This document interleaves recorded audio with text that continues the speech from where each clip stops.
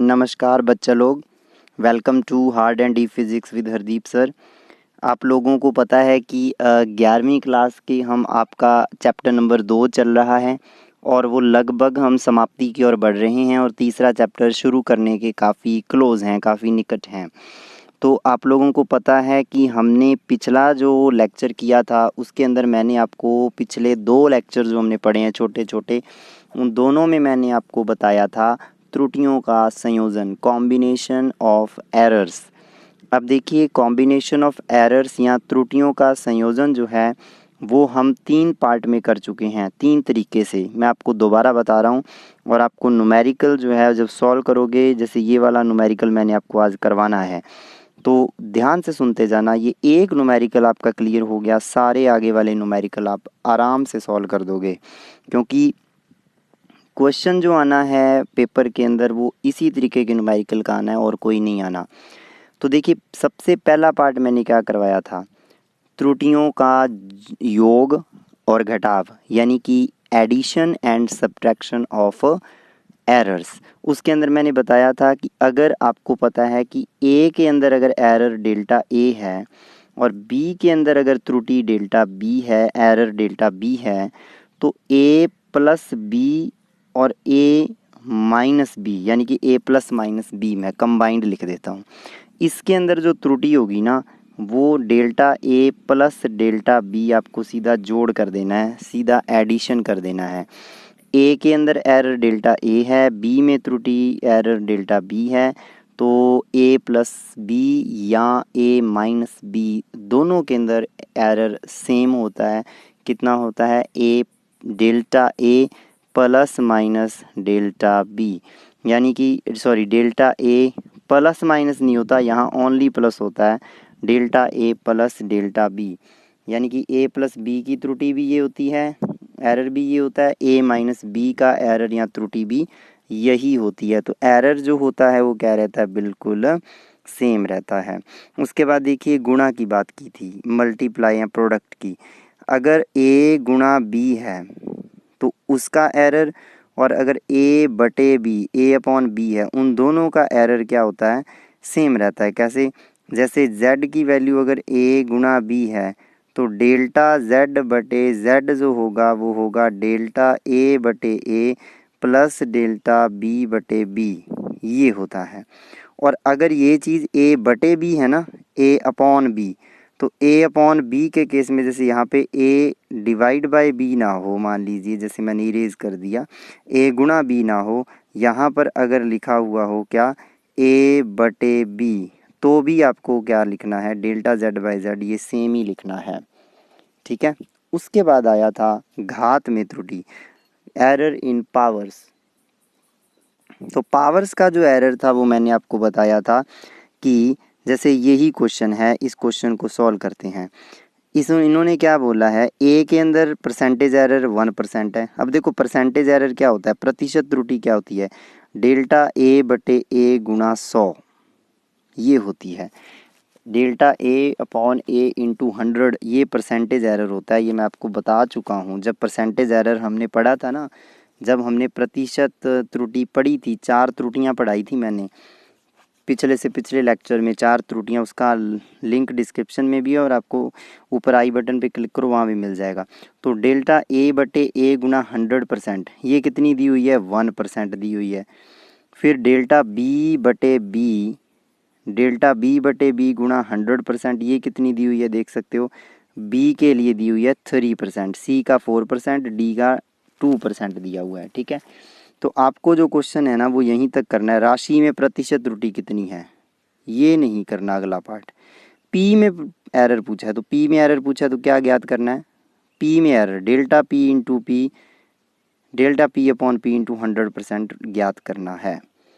यानी कि delta A by A into 100 1 है, delta B into B, delta B upon B into 100 3 है, delta सी upon C into 100 4 है, delta D upon D into 100 2 है।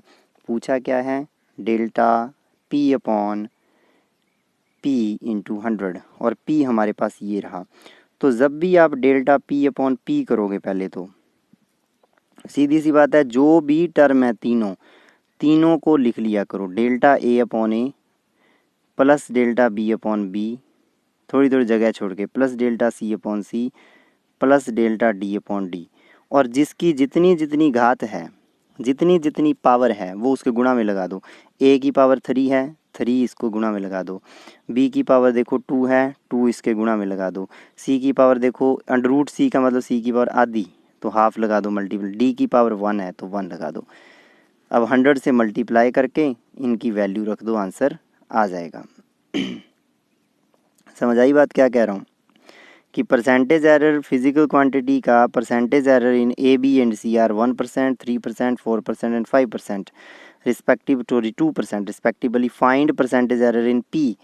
तो अगला पार्ट नहीं करना, find value of P estimated value is this, तो ये पार्ट आपको रिजेक्ट करना है। तो कुछ नहीं करना, मैंने बोला ना कि ए की पावर 3 है तो डेल्टा ए इंटू ए के मल्टीप्लाई में 3 कर दो, बीच में प्लस लगा के बी की पावर 2 है, डेल्टा बी इंटू बी के इंटू में 2, फिर प्लस लगा के सी की पावर हाफ है, हाफ लगा दिया, डी की पावर 1 है, 1 लगा दिया।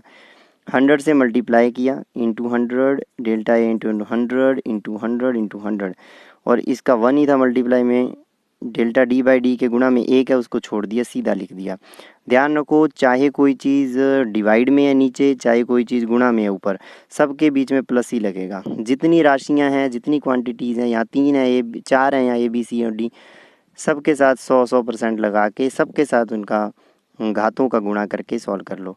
अब डेल्टा ए बाई 200% कितना है? 1%, तो 3 इंटू 1, 2 इंटू 3 हो जाएगा। बी का ये है, सी का कितना है वो भी आपको लिख लेना है।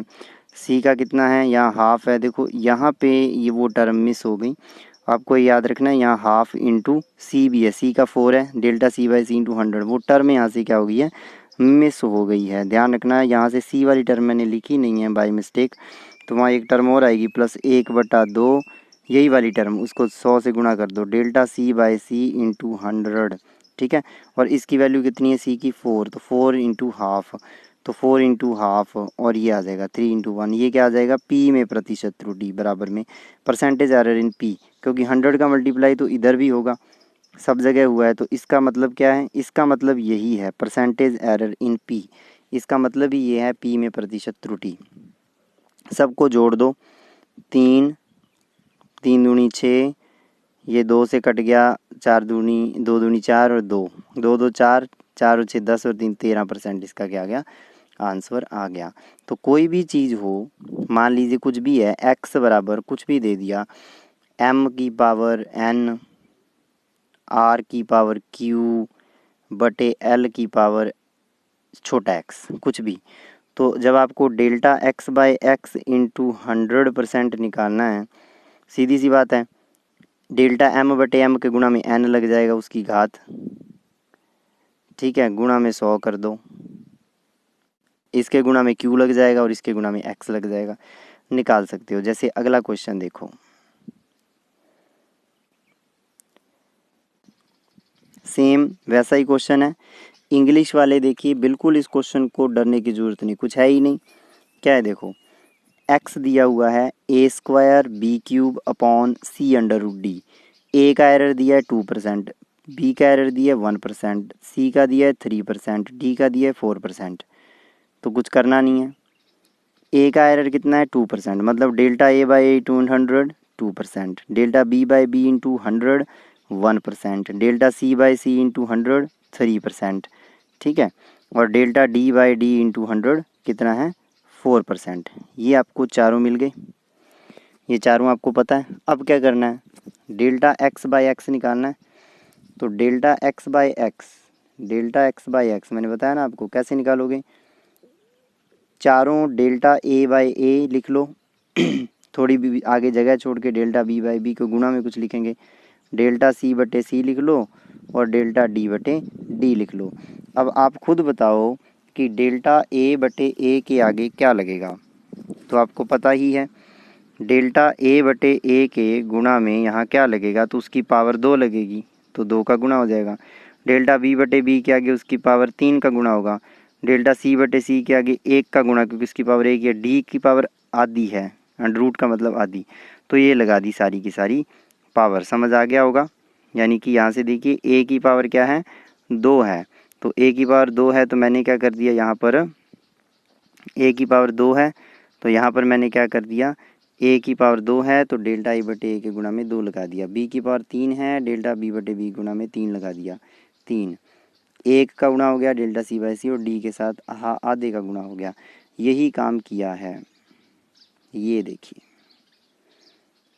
अब 100 के साथ गुणा कर दिया प्रतिशत त्रुटि के पदों में, इन परसेंटेज एरर में 100 का मल्टीप्लाई, इनकी वैल्यू है 2%, 4%, जो भी दी हुई है वैल्यू आ जाएगी। इसको सॉल्व करेंगे तो इसका क्या आएगा, आंसर आ जाएगा।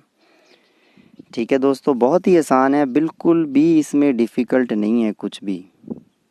तो त्रुटि के न्यूमेरिकल इसी तरीके से आएंगे। एक और देख लेते हैं और इजी हो जाएगा। एक क्वेश्चन और देख लेते हैं और फिर एक छोटा सा टेबल आपको आज समझाना है जो आपके बहुत ही काम का है।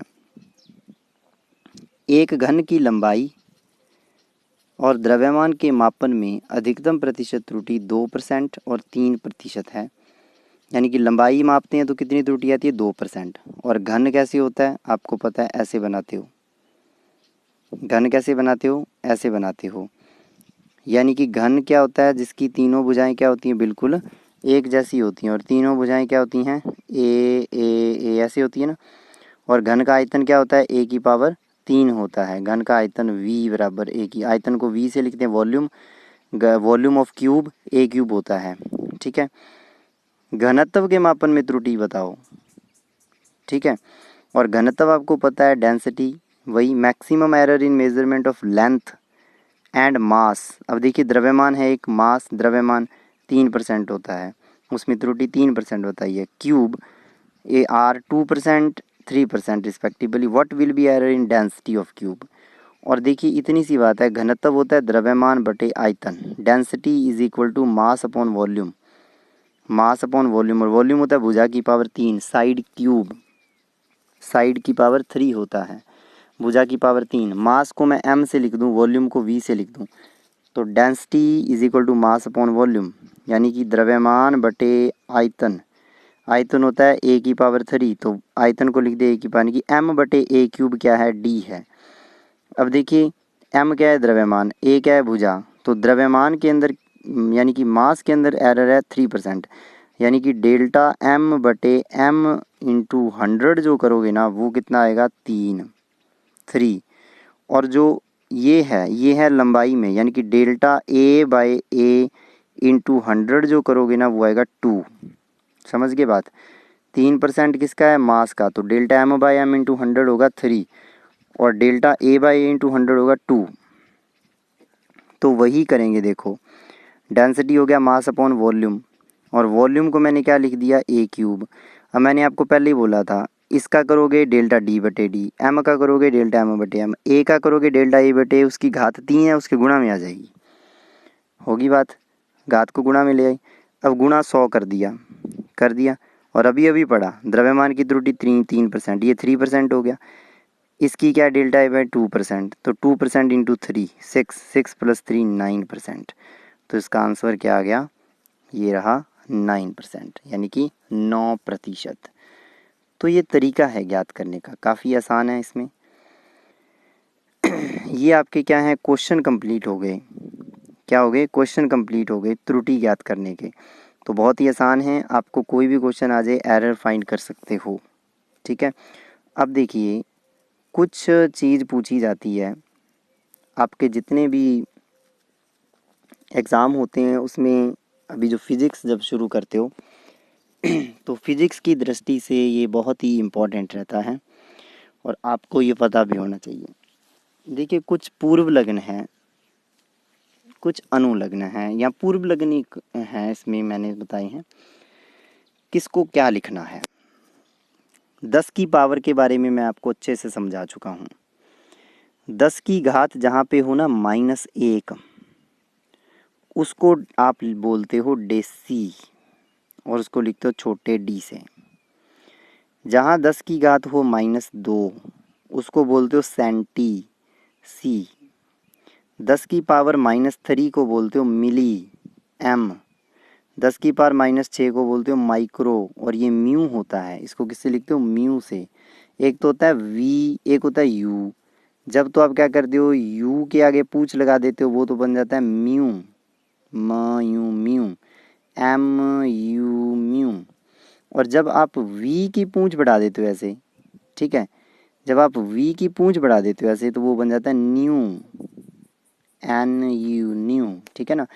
तो ये क्या है, म्यू 10 की पावर -6, माइक्रो, नैनो 10 की पावर -9, पिको 10 की पावर -12, और फैम्टो होता है, वैसे फैक्टो लिखा है, फैम्टो होता है, फैक्टो भी बोल देते हैं, एफ 10 की पावर -15। तो 10 की पावर -1 डेका, 10 की पावर -2 सेंटी, 10 की पावर -3 मिली। दोबारा देखो, 10 की पावर -1 डेसी, 10 की पावर -2 सेंटी, 10 की पावर -3 मिली, 10 की पावर -6 माइक्रो, 10 की पावर -9 नैनो, 10 की पावर -12 पिको, 10 की पावर -15 फेम्टो। ये याद रखना है।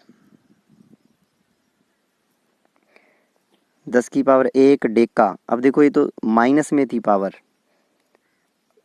अब अगर पावर प्लस में हो तो क्या होगा, 10 की पावर 1 डेका, 10 की पावर 2 हेक्टो, 10 की पावर 3 किलो, 10 की पावर 6 मेगा, 10 की पावर 9 गीगा, 10 की पावर 12 टेरा, और 10 की पावर 15 जो होता है उसको कहते हैं पेटा।